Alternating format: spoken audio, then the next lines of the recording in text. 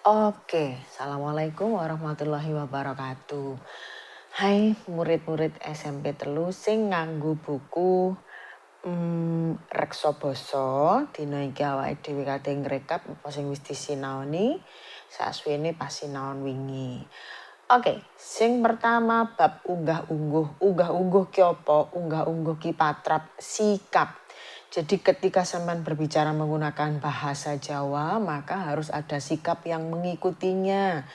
Bisa jadi dengan tangan yang membungkuk, bisa jadi dengan cara menunjukkan suatu tempat dengan cara menggunakan jempolnya, bukan dengan jari telunjuknya.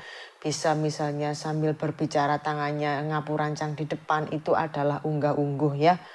Kalau kita bicara harus madep sama orangnya. Oke, kita lanjutkan.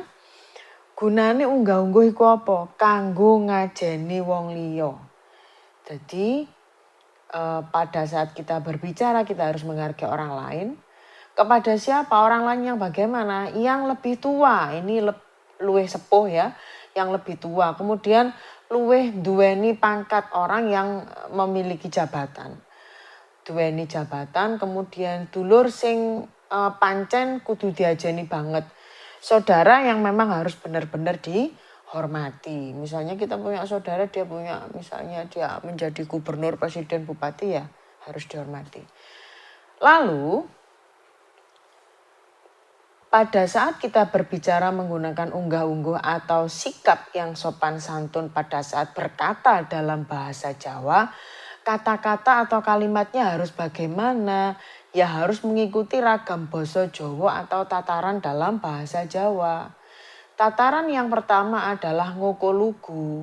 Di dalam ngoko lugu ini situasi yang dibangun adalah situasi yang raket banget atau sangat akrab.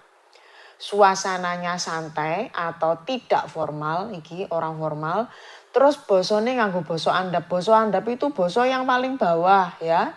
Dadi lek ana mangan nedo, dahar, nek ngoko lugu berarti dipundhut sing mangan, nggih.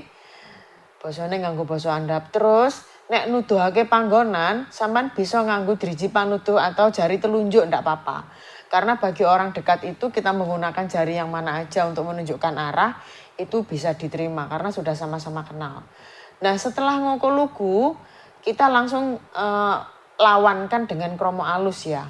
Kalau kromo alus itu pasti kita bukan orang terdekat utawa gak raket.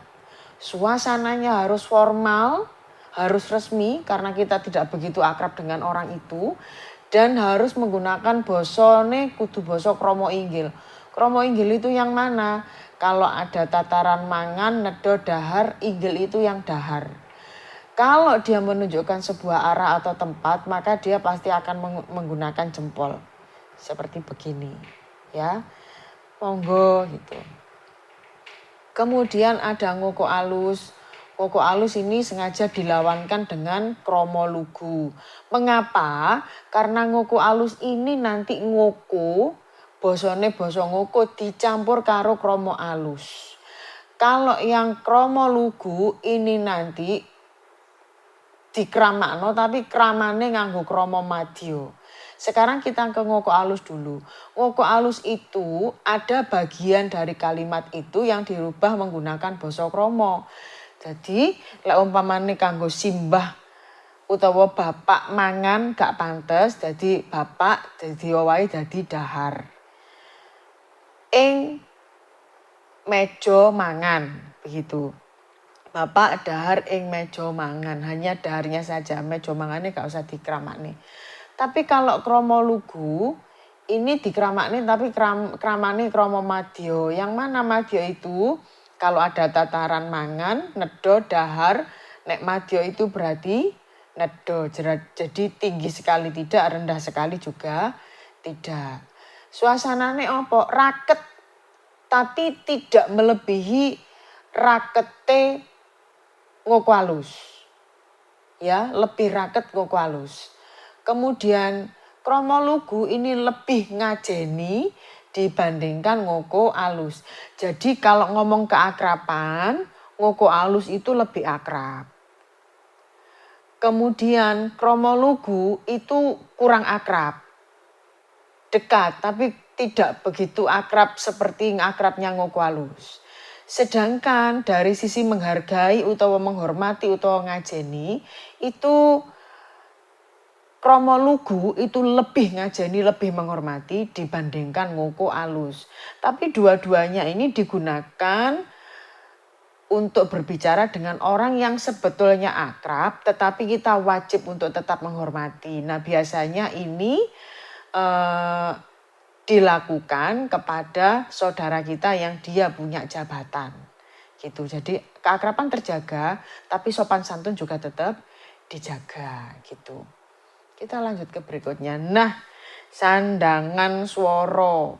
Aksara Jawa ana 20 sampeyan wis hafal ya? Apal, bagus. Pasangannya pasti gak hafal. Iya gak apa-apa. Sing penting 20 aksara Jawa mulai ho sampai dengan ngo sampai sudah hafal. Dan ini adalah sandangan-sandangannya. Sandangan iku ono 5. Sandangan swara adalah sandangan yang bisa digunakan untuk memunculkan suara. Vokal A, I, U, E, O kan begitu. Nah, yang pertama ini yang saya tunjuk pakai kursor ini, yang saya gerak-gerakkan melingkar ini adalah wulu. Wulu adalah untuk huruf I, ya, untuk suara I. Berikutnya adalah U, suku adalah untuk suara U. Berikutnya adalah taling, ini yang saya bunder-bunder ini. Ini adalah untuk suara E. Kemudian bawahnya lagi ada taling tarung, ada 2 huruf. 2 huruf ini adalah untuk membunyikan huruf O. Dan yang terakhir kita ada pepet, yang tak bunder-bunder ini. Pepet adalah untuk E. Nah, total sandangan swara dalam aksara Jawa jumlahnya ada 5. Apa saja? Ada I, ini, ada U, ada E, ada O, dan ada E. Oke. Sekarang kita lanjutkan. Ini bab kayon. Bab kayon itu bab tentang perkayuan ya nak yo. Jadi gini, di dalam dunia perkayuan utawa tukang kayu, kita akan mengenal beberapa pekerjaan. Yang jelas nama lain dari tukang kayu adalah undagi. Ya, nama lainnya. Lalu biasanya undagi ini bersahabat dengan Pak Belandong. Belandong itu apa? Tukang ngetoki kayu. Jadi Pak tukang kayu ini biasanya, tukang kayu ini yang mengerjakan kayunya, dia akan membeli pada Pak Belandong. Tukang kayu, tukang ngetoki kayu ini. Nah, biasanya dalam proses-proses kayu diolah menjadi sesuatu, ada banyak yang dilewati atau banyak proses yang harus dilakukan. Di antaranya ada memotong kayu, ngetoki kayu, sudah seperti yang di sini. Kemudian mulai membentuknya. Kalau membentuk yang pertama dilakukan adalah masrah dulu, dipasrai. Dari kayu yang gelondongan, kemudian digeraji pakai geraji mesin, disigari. Setelah itu dipasrai untuk menghaluskan. Tapi halusnya hasil pasrahan ini hanya sekedar meratakan permukaan. Dari pasrah itu, dipasrah kayune itu meratakan permukaan. Supaya lebih halus lagi, maka dia harus diamplas. Ngamplas itu dia menggunakan kertas khusus untuk amplas yang digosok-gosokkan ke bidang kayu itu sehingga menjadi lebih halus. Jadi ini tahapannya ya. Masrah iku ngalusne saka kayu sing kasar banget. Lah ngamplas itu melanjutkan setelah dipasrah di amplas, ngaluse nganggo kertas amplas jadi halus banget. Kalau sudah biasanya pekerjaannya akan dilanjutkan dengan melitur. Melitur itu memberi cairan berwarna coklat karena coklatnya itu memang diambil dari zatnya kayu. Supaya apa? Supaya mempertegas adanya serat-serat yang ada pada kayu tersebut. Jadi kanggo negesake serate kayu ya, kanggo negesake serate kayu. Kalau sudah dipelitur, yaitu dengan cara memberi air berwarna coklat sehingga serat kayunya kelihatan. Selanjutnya adalah di furnace. Di furnace atau pekerjaannya disebut dengan mernis. Di furnace itu sama, wujudnya sama-sama cairan, tetapi dia digunakan untuk membuat glowing atau dadi guilap gitu ya.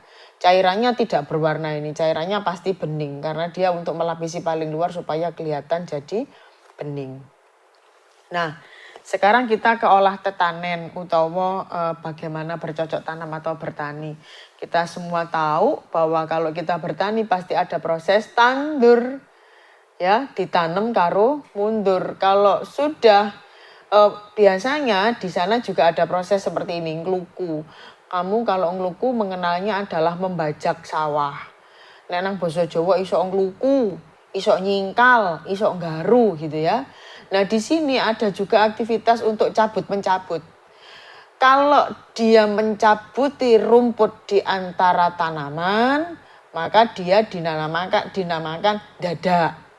Dadai, itu berarti mencabuti rumput yang berada di antara tanaman padi misalnya. Atau ada juga aktivitas mencabut yang kedua adalah pada saat benih padi sudah mulai tumbuh agak tinggi, maka mereka akan mencabuti kembali benih itu dan mengikatnya, kemudian nanti ditandur kembali. Nah, proses mencabuti benih padi yang tumbuh pada ketinggian tertentu itulah yang disebut dengan daud.